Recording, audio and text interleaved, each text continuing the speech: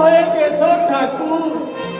তারা নিরীহ মানুষদের অন্যায়ভাবে শাসন করে তাদের তাদের তুমি শাস্তি না দিলে শুধু শুধু ভালো মানুষদের চোখের জল ঝরাও।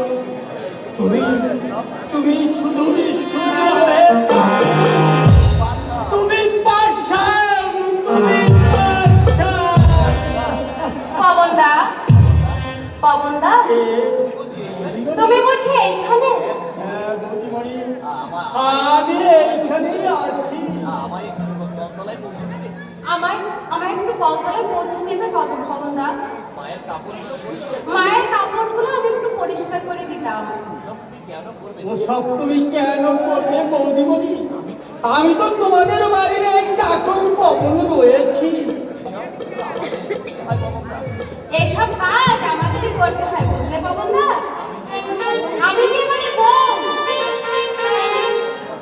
পবনদা, এখনো নতুন নতুন এসেছি তো, তাই কলতলাটা ভালো করে আমি চিনে উঠতে পারিনি। তবে তুমি দেখে নিও পবনদা, আমি কলতলাটা চিনে গেলে তোমাকে আর বিরক্ত করবো না। বাড়ির বউ হয়ে তুমি ঝিয়ের মতো এই বাড়িতে রয়েছ। অন্ধ চোখ নিয়ে তুমি দিন রাত্রি পরিশ্রম করছো। এত এত কষ্ট তুমি কেমন করে সহ্য করো গো বৌদিমণি? যারা জন্মান্ধ তারা তো সব কাজ করতে পারে। তোমরা ভেবেই নিও আমি জন্ম থেকে অন্ধ। তা কেন ভাববো বৌদিমণি? আমাদের চোখের সামনে ওরা তোমার অন্ধ করে আমাদের, আর ওই কলকাতা বাবুকেও তোমার কাছ থেকে চিরদিনের জন্য আলাদা করে দিল। সব কি সহ্য করা যায়? মানুষ হলে আমি তো তুমি বৃথাই আমার কথা ভাবছো পবনদা।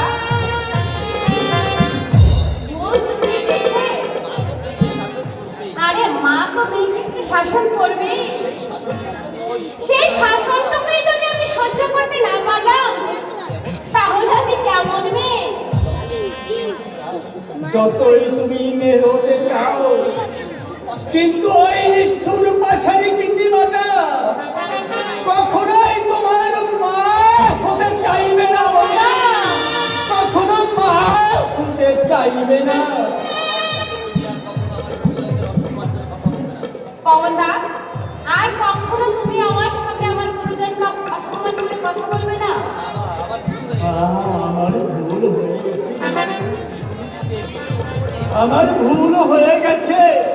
তুমি তুমি যা দেবীরও উপরে সে কথা আমি জানতাম না। তাই ভগবানের কাছে প্রার্থনা করি তোমার মতো দেবী যেন একটু সুখের মুখ দেখতে পাই গো। একটু সুখের মুখ দেখতে পাই, একটু সুখের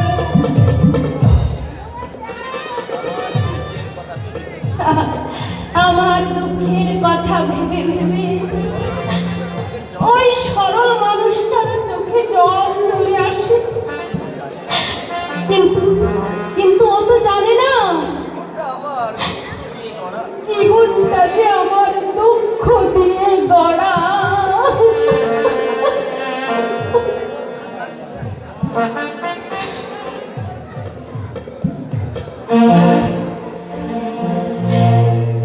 জীবনটা যার ব্যথা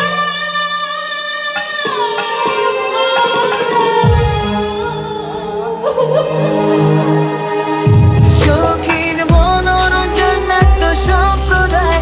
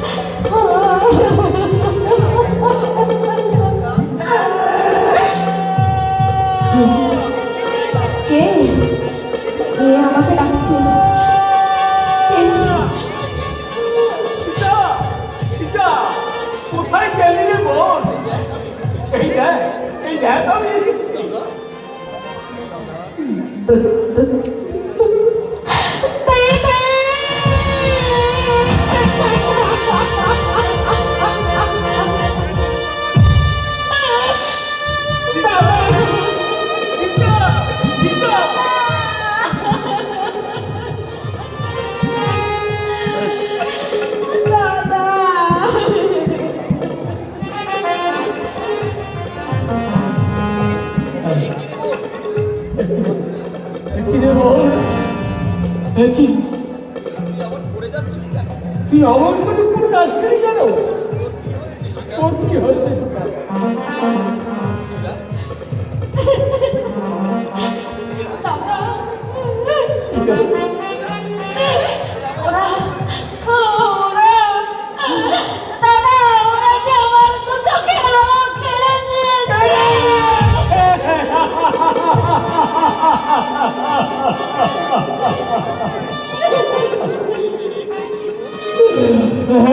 তুই কি বলছিস?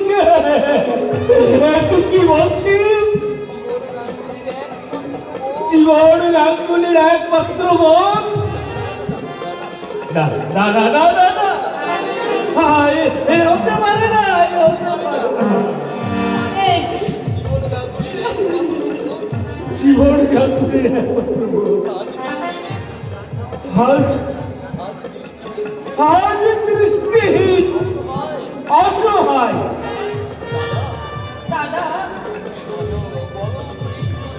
বলো বলো গণেশপুর বিধাতা,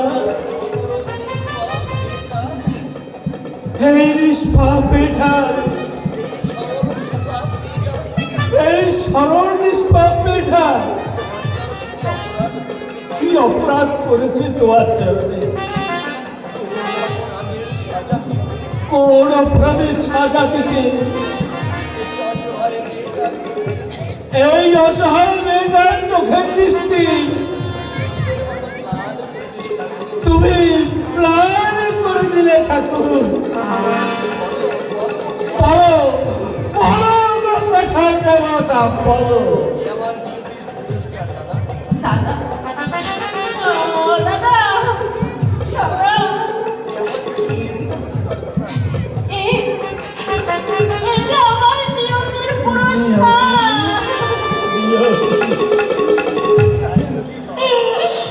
তাই যদি হয়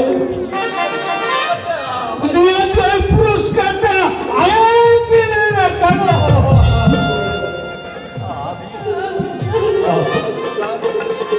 আমি আমি তোকে হাতে প্রদান কদর সাজে বাড়িতে আমি পাঠিয়েছি। এই অপরাধের শাস্তি দিতে দিয়তি কেন আমায় দিলে না শাস্তিটা?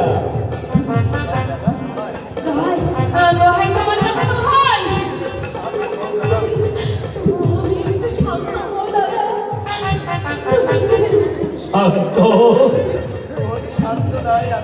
কিন্তু কোন শান্ত নয়, আমি শান্ত হব বোন। আর ওই চন্দ্রনীকে আমি কি জবাব দেব রে বোন? তোর জানিস বোন, আসার সময় আমি মনে মনে ভেবেছিলাম শৈবালের জন্য আনা, শৈবালের জন্য আনা। এই দুটি পাঞ্জাবিটা আর তোর জন্য এই শাড়ি আমি তোর হাতে তুলে দিয়ে বলো। দেখি না, দেখি দেখি দাদা, দেখি। এই শাড়িটা কেমন হয়েছে?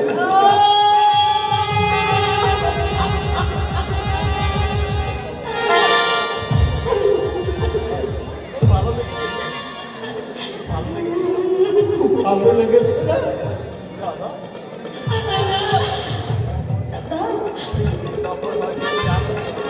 তখন হয়তো তুই আনন্দে ছুটে এসে শাড়িটা আমার হাত থেকে নিয়ে গায়ে জড়িয়ে বলতিস, দাদা শাড়িটা আমার খুব মানিয়েছে। দাদা বল।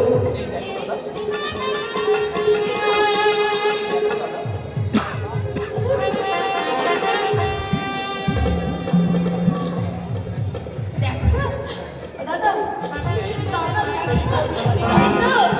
দেখো, এই তো দেখো দাদা, এই দেখো দাদা, আমি শাড়িটা পরেছি, কি সুন্দর আমাকে দেখাচ্ছে তাই না দাদা? আমাকে কি সুন্দর দেখাচ্ছে। আরে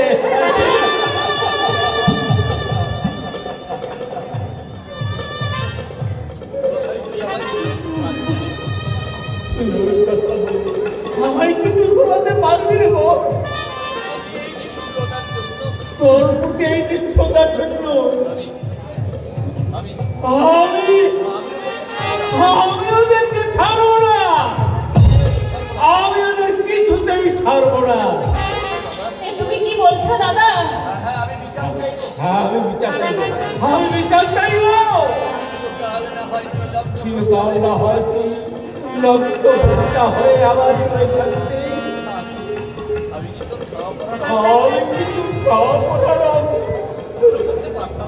জোগাড় করতে পারতাম না রে বল, জোগাড় করতে পারতাম না।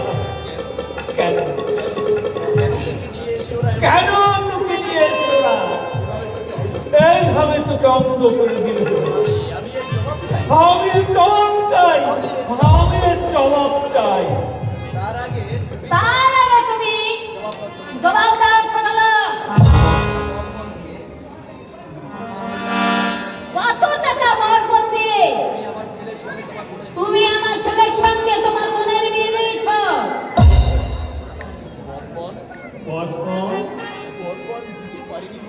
পরপণ দিতে পারিনি বলে আপনি আমার বোনের চোখের দৃষ্টি কেড়ে নিয়েছেন।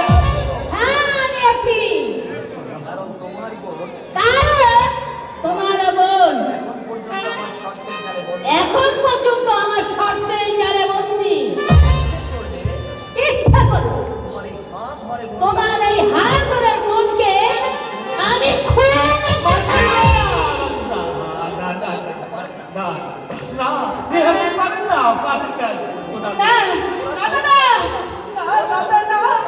ওরা সব পারে, ওরা সব পারে দাদা, ওরা সব পারে। দাদা দাদা ও দাদা দাদা, তুমি এখান থেকে আমাকে নিয়ে চলো না দাদা, নইলে ওরা যে আমাকে দিলে দিলে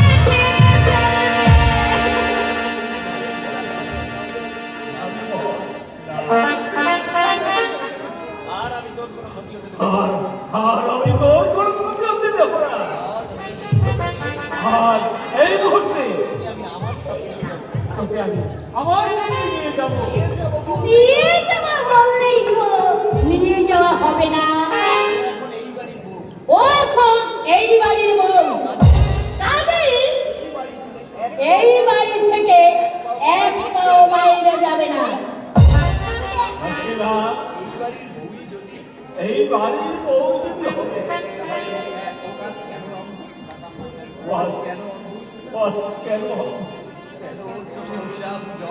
কেন চোখে অবিরাম জল ঝরছে?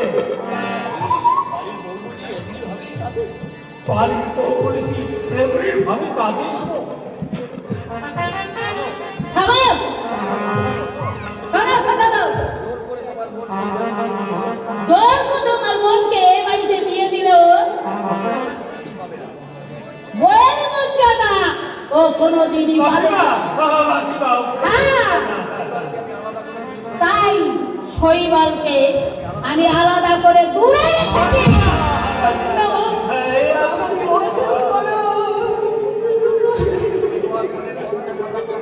যেদিন তুমি বরপণে 50,000 টাকা আর 10 বাড়ি সোনা দিতে পারবে, সেই দিনই ও এই বাড়ি বইয়ের মর্যাদা পাবে।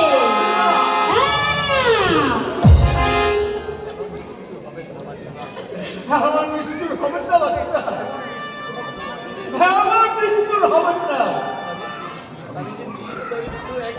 আমি দেরি করতে আসলাম। পিঠে বাড়ি বন্ধক দিয়ে পরের বিয়ের আয়োজন করেছিলাম। দুর্ভাগ্যবশত বর অ্যাক্সিডেন্টে মারা যায়। লগ্নভ্রষ্টার কলঙ্কর হাত থেকে বাঁচাতে সীতাকে আমি শরীরে হাত তুলে দিয়েছি। পরপরে একটা হাত কোথায় পাবো বাচ্চা? তাই তাই আপনি আমার না দাদা না দাদা দাদা দাদা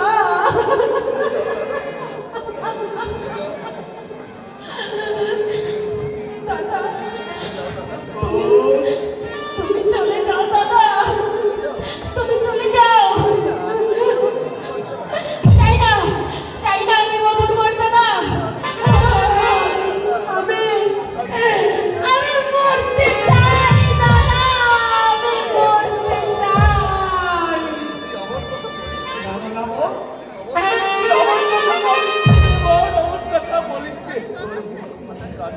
তোর বুক ফাটা কান্না আমার হৃদয় যে বাজে, আমার হৃদয় যে বাজে। প্রতি ফটস্কু আমার জীবনে অভিশাপ হয়ে আছে।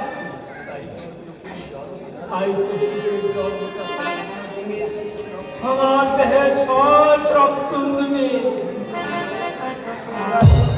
সেভাবেই হোক আমি তো জোগাড় করবো 10 বর্ষ আর 50,000 টাকা। দাদা তারপর সেই টাকা এই সমস্ত ধন রূপের দোকানে ছুরি দিয়ে বলো তোর জন্য আমি মুঠো মুঠো সুখ কিনে আনবো। তোর জন্য আমি দেখবি মুঠো মুঠো সুখ কিনে আনবো। মুঠো মুঠো সুখ। দাদা দাদা দাদা তুমি চলে গেলে দাদা।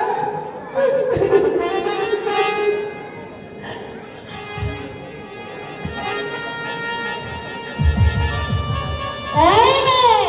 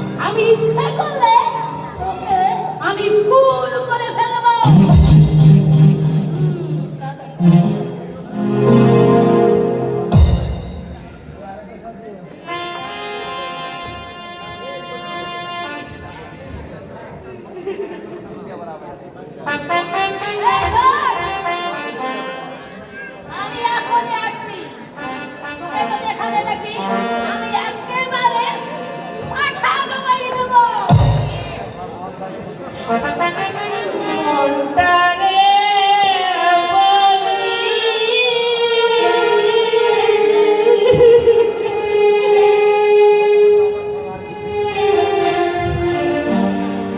এ জীবনে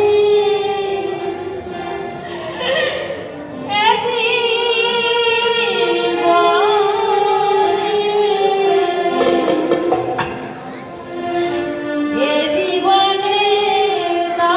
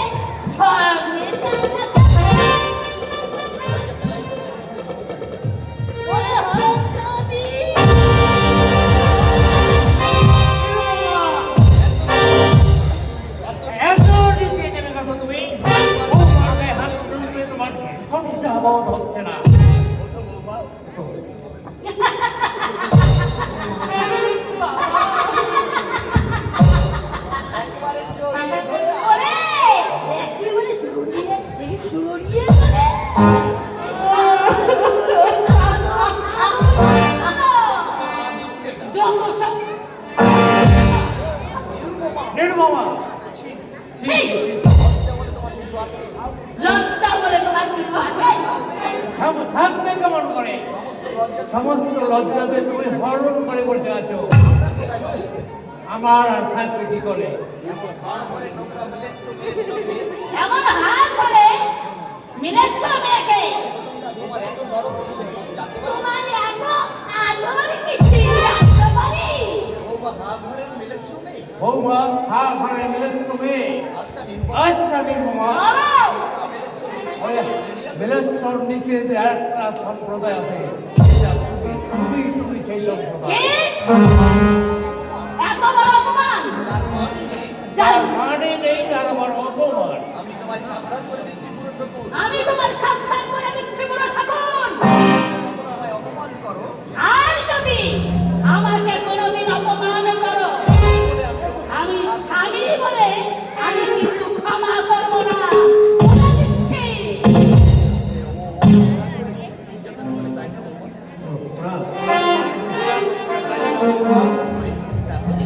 ওই না তো বাবা, আমি তো বেশ সুখে আছি।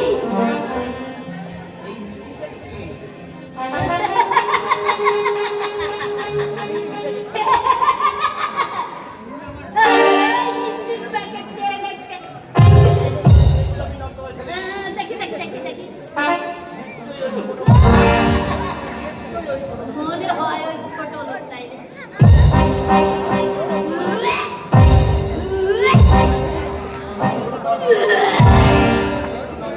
আমি এগুলো নর্দমায় ফেলে দেবো।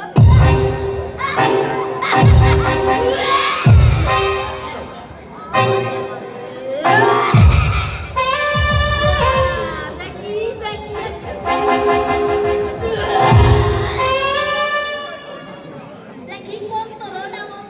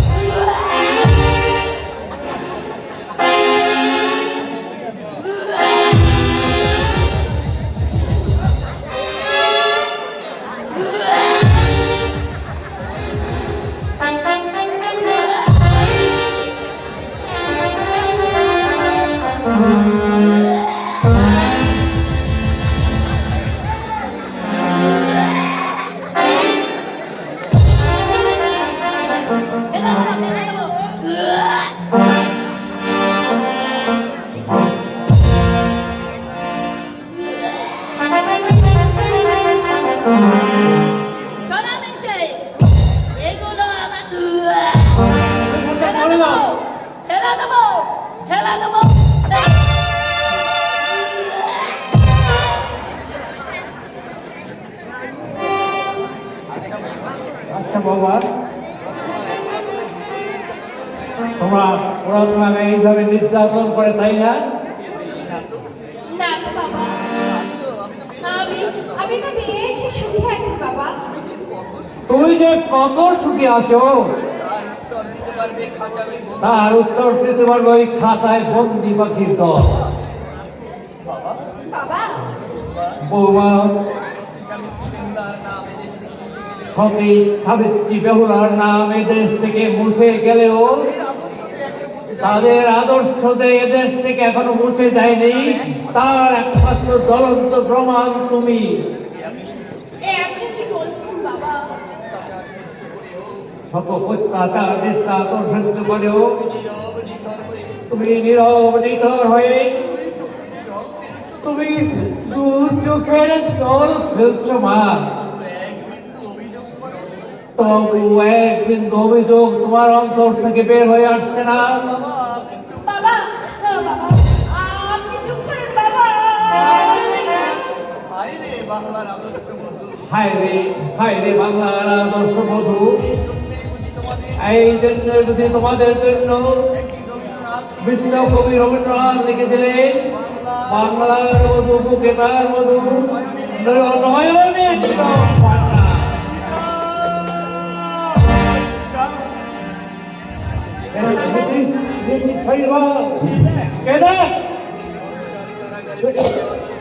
এই সংসার কারাগারে ফেলে দেওয়া তোর পাঠার প্রতিভা বোমা হয়ে গেছে।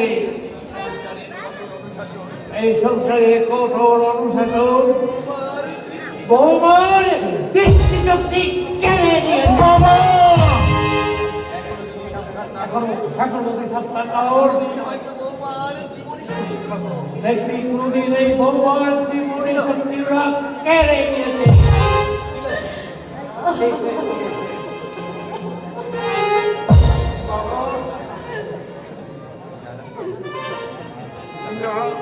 না না আমি কি শুনলাম সেটা সত্যি সত্যি কি তুমি না না না না না আমি ভুল শুনেছি হয় না হতে পারে না।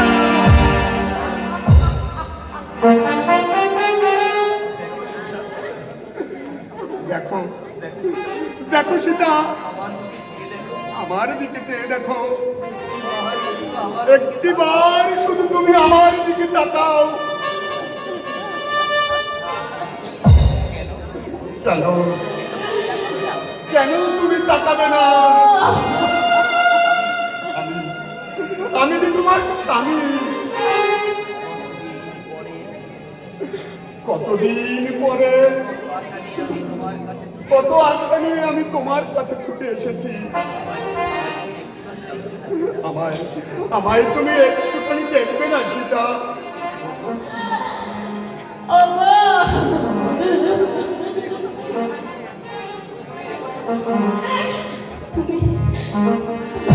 বলো না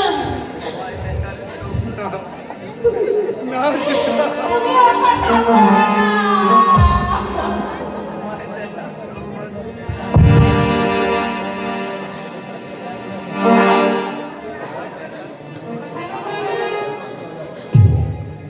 তোমাকে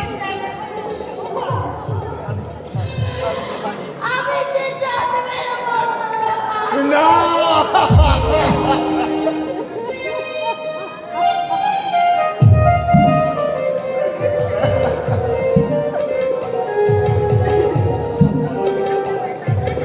বলো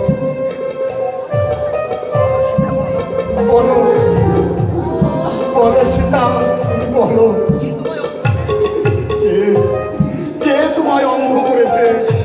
কে?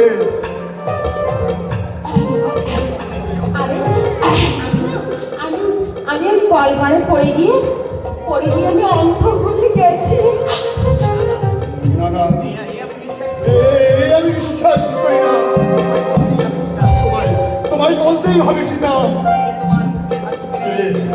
কে তোমার মুখের হাসি কেড়ে নিয়েছে আর কেমন করে হারিয়ে গেছে তোমার দৃষ্টি শক্তি?